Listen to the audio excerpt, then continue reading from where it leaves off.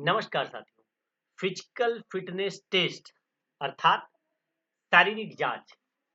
आज हम प्राकृतिक चिकित्सा में शारीरिक जांच के कुछ मूलभूत बिंदुओं को जानते हैं ताकि हमारे सभी प्राकृतिक चिकित्सक या अन्य विधा में कार्य करने वाले चिकित्सक शरीर की स्थिति की सिंपल कुछ स्टेप से जांच कर सके, जिसमें पहला है रीढ़ के लचीलेपन की जांच।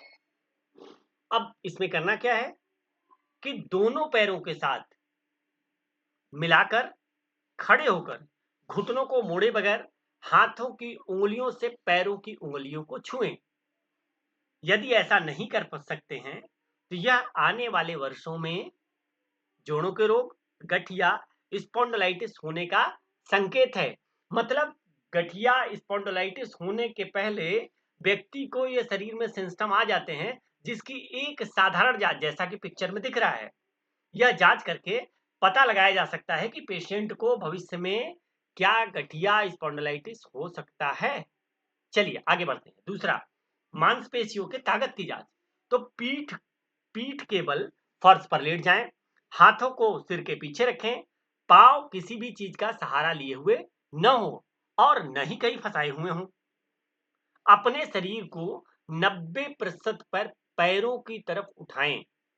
पोस्टर आप देख सकते हैं 90 डिग्री का किस तरह से बना हुआ है, और हाथ सिर के पीछे ही रहे तथा पांव जमीन से ऊपर न उठने पाए। यदि नहीं कर सकते तो यह कमजोर मांसपेशियों का संकेत है। तो आपने देखा किस तरह से रीढ़ की हड्डियों के सेल के लचीलेपन से हम आर्थराइटिस और बाकी चीजों के विषय में जान सकते हैं, गठिया के विषय में जान सकते हैं, मांसपेशियों की ताकत के विषय में जान सकते हैं कि मांसपेशियों में हमारे कितने बल है। आइए बढ़ते हैं आगे। तीसरा, संतुलन की स्थिति की जांच। अब आप अपने शरीर के संतुलन की जांच कर सकते हैं। कैसे कर सकते हैं? एक पैर पर खड़े हो जाएं और दूसरे पैर का घुटना मोड़कर जमीन से ऊपर उठा लें। दोनों बाजू सीधे शरीर के साथ सटाकर रखें। अपना संतुलन इस प्रकार रखें कि दोनों टांगें और दोनों हाथ बिना हिलाए खड़े रह सके। यदि आप 30 सेकंड तक संतुलन रख सकते हैं तो यह आपके अच्छे संतुलन के संकेत हैं। अन्यथा इसका अभ्यास करें ताकि भविष्य में आपके शरीर का बैलेंस बना रहे। चौथा, उदर की ताकत की जांच। अब उदर के ताकत की जांच कैसे करेंगे? तो पीठ के बल फर्श पे लेट जाएं, पांव को जमीन पर रखते हुए घुटनों को 90% तक ऊपर ले जाएं, हाथों को सिर के पीछे रखें जिस तरह के चित्र में दिखाया गया है। पांव को जमीन पर टिकाए हुए शरीर को घुटनों की तरफ उठाएं। यदि ऐसा आप नहीं कर सकते तो यह कमजोर उदर के ताकत का संकेत है। तो अपने उदर को अगर मजबूत करना है तो इस अभ्यास को निरंतर आपको करना पड़ेगा।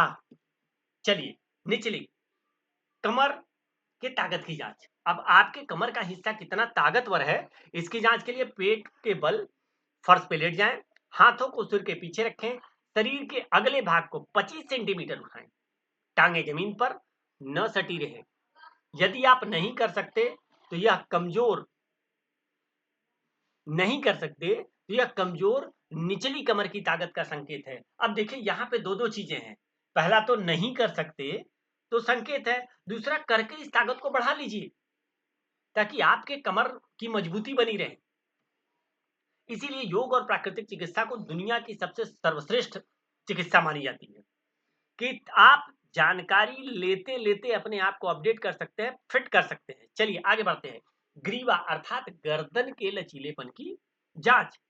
अब अपनी ठुड्डी को नोक से छाती के ऊपरी भाग को छुएं।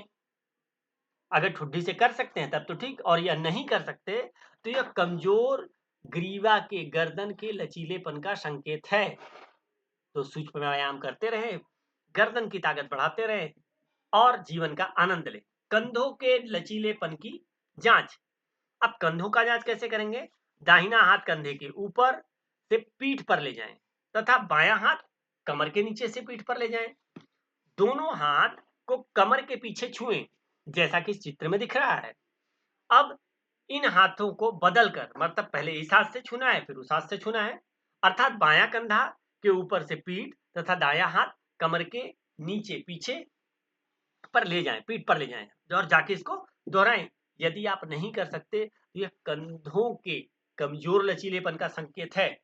तो अपने कंधों की मजबूती बनाए रखें, इसके लिए इस एक्सरसाइज को जरूर दोहराएं, अपना भी चेक करें और अपने परिवार के सभी लोगों का बारी-बारी से यह जांच जरूर कर लें। चलिए आगे बढ़ते हैं। नितंब घुटने टखने की गतिशीलता की मोबिलिटी की जांच। एक टांग दूसरे टांग पर रखकर क्रॉस लेग पोजीशन में बैठकर आराम से 5 मिनट तक बैठें। यदि आप नहीं कर सकते तो यह नितंब घुटने और टखनों की कमजोर गतिशीलता का संकेत है। आप पोस्चर देख पा रहे हैं, 5 मिनट बैठना है केवल। ऑफिस में लोग घंटों घंटों बैठते हैं लेकिन पोस्चर बदलते रहते हैं। तो ये 5 मिनट में आपको बता देगा कि आने वाले समय में आपके नितंब घुटने टखने कितने गतिशील रहने वाले हैं। आइए एक और महत्वपूर्ण जांच की तरफ बढ़ते हैं। तो फेफड़ों के सामर्थ्य की जांच करनी है। कैसे? अपनी सांस को 60 सेकंड के लिए रोकें। यदि आप सफल नहीं हो पाते तो यह संकेत है कि आपके फेफड़े का सामर्थ्य अपर्याप्त है। चलिए इसकी प्रैक्टिस करते हैं। सभी लोग अपने सांस को रोकेंगे और मिलाएंगे।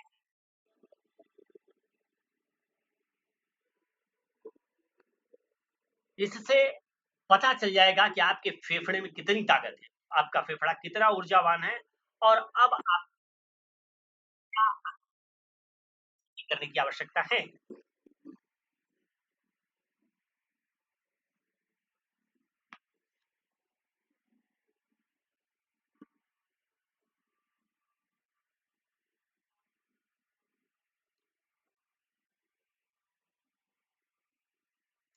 2 अगर आपने पार कर लिया तो नॉर्मल है आपके लंग्स, 5 अगर पार कर लिया तो स्ट्रॉन्ग है और 5 को अगर आप पूरा क्रॉस कर रहे हैं, जैसे देखिए गति धीरे-धीरे आगे बढ़ रही है और ये गति 10 तक अगर पहुँच गई, तो फिर सुपर लंग्स हैं आपके।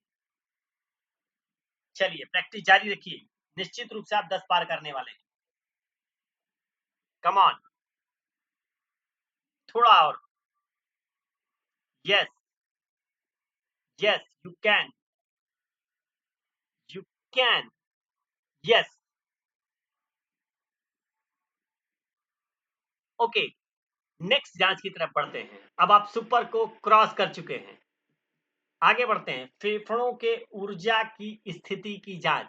अब आपने ये तो जांच कर लिया कि रोक करके कितना रखा, अब दूसरी और जांच करते हैं, क्योंकि यही तो है जो आपकी वायु ऊर्जा को संभाल करके रखी हुई है, प्राण वायु को संभाल कर रखी हुई है। तो मुंह से 15 सेंटीमीटर की दूरी पर एक जलती हुई मोमबत्ती पकड़ना है, अपने मुंह खोलें और गहरी सांस लें, फिर होठों को हिलाए बिना, जो कंप्रेसर फूंक मारते हैं, तो फूंक मारकर मोमबत्ती को बुझाएं।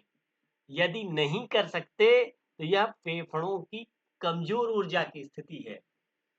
ध्यान दीजिए, जिस प्रेशर से आप फेंक पाएंगे श्वास को, उससे आपके शरीर की इंटरनल ऊर्जा की जांच हो जाएगी और आप बहुत बेहतरीन अपने फेफड़े को बना सकते हैं। अगर कर सकते हैं तो अति उत्तम, नहीं कर सकते तो करके प्रैक्टिस करना है। चलिए आगे बढ़ते हैं।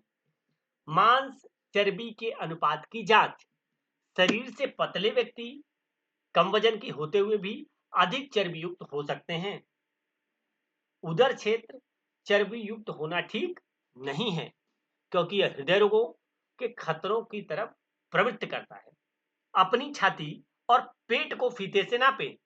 यदि पेट छाती से अधिक है तो आपके उदर क्षेत्र में चर्बी ज्यादा है। और महिलाओं के लिए नितंबों, हिप और पेट को नापें। यदि पेट नितंबों से ज्यादा है तो यह उदर क्षेत्र में अधिक चर्बी का संकेत है। पिक्चर के माध्यम से यह दर्शाया गया है। पीबीएमएफ की जांच इसी विषय में की जाती है कि मांस और चर्बी का अनुपात क्या है। इसको भी साधारण तरीके से करके आप अपने बॉडी के संतुलन का, ताकत का पता लगा सकते हैं। चलिए आगे, आपके सुनने की क्षमता की जांच। तो सुनने की क्षमता की जांच कैसे करनी है? किसी शांत कमरे में जाएं और अपना एक हाथ ऊपर उठाकर अंगूठे और तर्जनी की पहली उंगली आपस में रगड़ें। हम लोग बोलते हैं चुटकी बजाना, चुटकी बजाते हैं ऐसे। तो धीरे धीरे हाथों को कानों के इतना नजदीक ले जाएं जहां से रगड़ने की आवाज साफ सुनाई पड़े। यही क्रिया दूसरे हाथ से दूसरे कान के लिए करें। 60 वर्ष की उम्र तक सामान्य सुनने की क्षमता वाले व्यक्ति को 15 से 20 सेंटीमीटर की दूरी पे सुनाई पड़ेगा। अगर आपको 15 से 20 सेंटीमीटर तक सुनाई दे रहा है तो इसका मतलब आपकी सुनने की सामान्य क्षमता विद्यमान है। धन्यवाद। जो भी व्यक्ति इन चीजों की जांच करने के बाद लगता है कि कहीं थोड़ी कमी है और इसको अपडेट करने की जरूरत है, तो निम्न नंबर को सुरक्षित रख सकते हैं, संपर्क कर सकते हैं। क्रॉनिकल और असाध्य रोगी संपर्क करें तो ज्यादा बेहतर होगा, क्योंकि प्राकृतिक चिकित्सा वो चमत्कारी चिकित्सा पद्धति है कि जिसके लिए कहीं पे कुछ नहीं है, उसके लिए प्राकृतिक चिकित्सा के दरवाजे हमेशा के लिए खुले हैं। तो आपका स्वागत है। आपका दिन शुभ हो। धन्यवाद।